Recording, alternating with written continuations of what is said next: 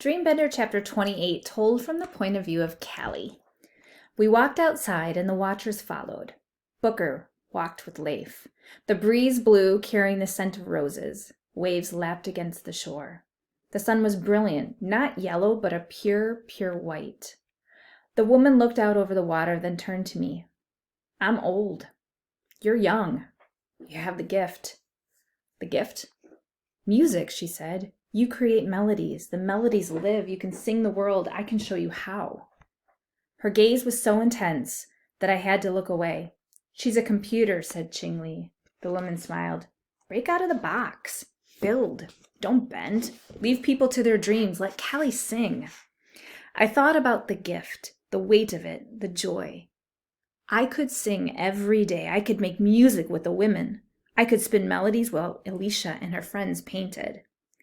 Jeremy had asked what would happen next. The answer, it turned out, was simple. The woman closed her eyes and lifted the stick to her lips and played.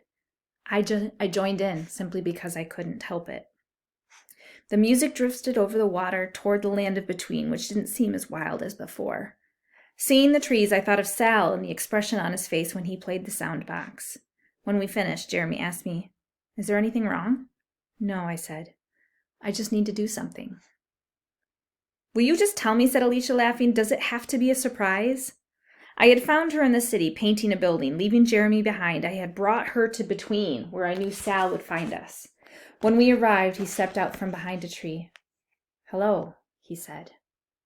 Alicia stopped short.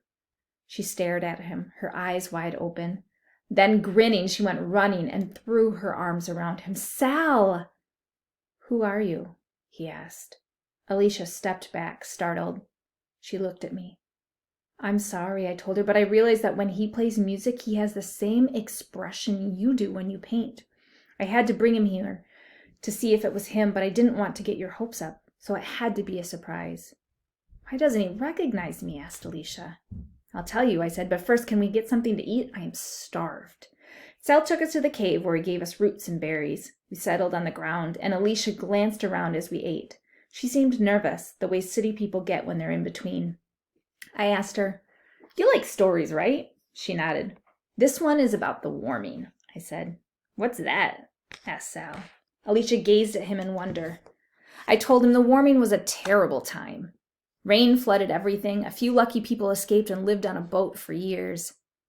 When the waters receded, they came to the city. A few of them, who had special abilities, settled in a place called the Meadow and came to be known as Dreambenders.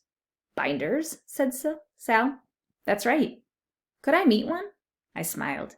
You already have. Turning back to Alicia, I went on. Some of the people studied history and worshipped cemeteries. They lived in the past. That's us, isn't it? Alicia said. The city people. I nodded, but the Dreambenders were different. They controlled the future by adjusting people's dreams. Sometimes, though, they made mistakes, and the dreamers were changed. They stopped dreaming. They lost their memories. When that happened, the Dreambenders brought them to Between. Stripped of the past, blind to the future, they lived in the present, eating, sleeping, hunting, playing music. Sal seemed troubled. You're talking about me, aren't you? Alicia reached out and took his hand. You're my brother. I'm your sister, Alicia. We're twins. Twins, he said. She smiled. I've missed you. I go to a bench in the cemetery to think of you. What's a cemetery? He asked. I'll show you, said Alicia. I can take you home. He glanced at me, worried. This is my home. I told Alicia, he's right, you know. He's different now. This is where he lives.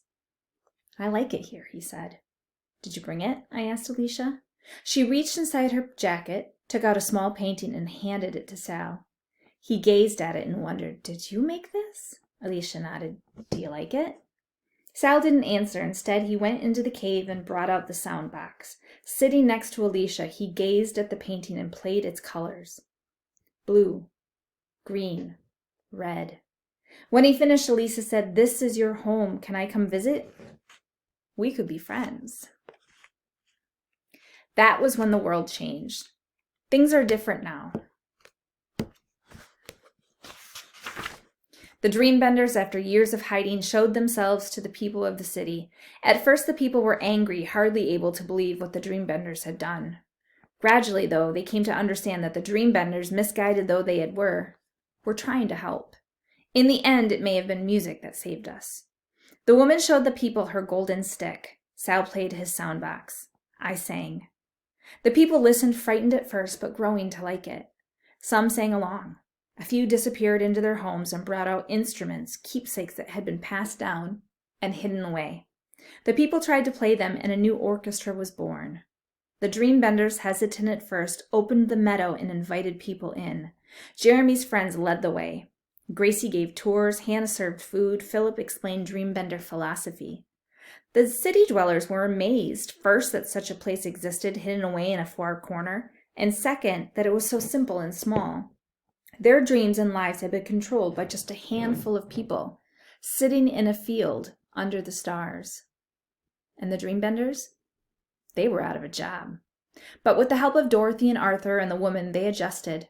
There was talk of lessening the pain they had caused by partnering with dreamers to help and heal. We're not sure yet how this will work, but we have faith that it will. Jeremy and I see a lot of each other these days. I visit him in the meadow and he comes to the city. Sometimes we take a walk and talk about the way it was and way it will be. We go to Between. We often see Dorothy.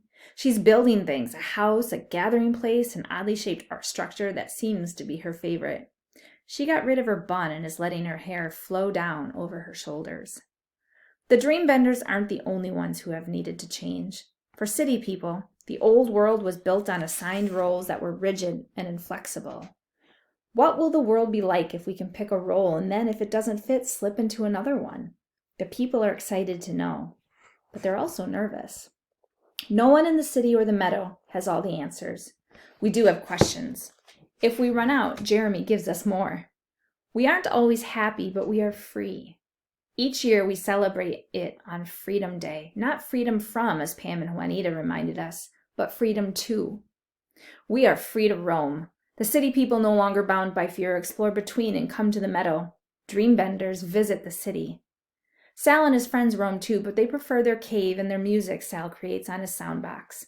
Sometimes Alicia stays with him in the cave. In the evening he plays. She paints. Deb tells stories. The tall girls sit back, listening and watching.